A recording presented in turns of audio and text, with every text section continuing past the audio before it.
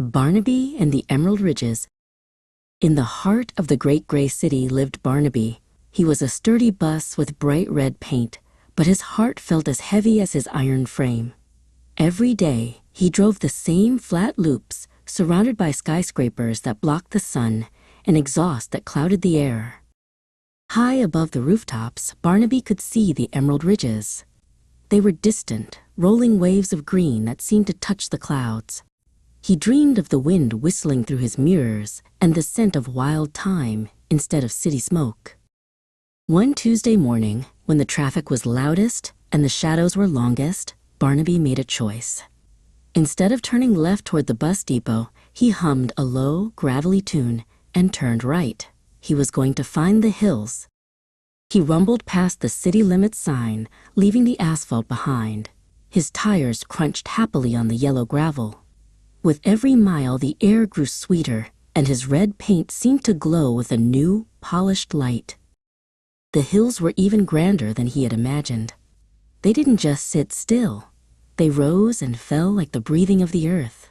Barnaby's engine purred with a joy he had never felt in the flat, square city. At the base of a particularly steep slope, Barnaby met Barkley. Barkley was an ancient oak tree, with a trunk as wide as a house and branches that reached out like welcoming arms. "The path ahead is steep, little bus," Barkley creaked softly.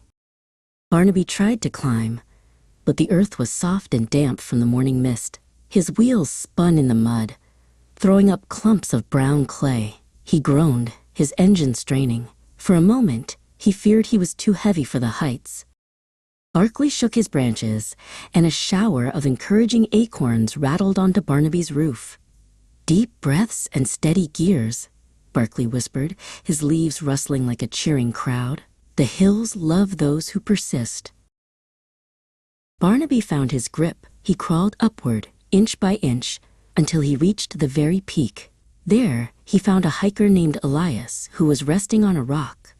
Elias looked surprised, but delighted to see a bright red bus so high above the world. Now Barnaby never returns to the great gray city. He is the hillhopper, carrying hikers and dreamers through the Emerald Ridges. Every night, he rests under a blanket of stars, a red spark of joy in the heart of the hills he loves.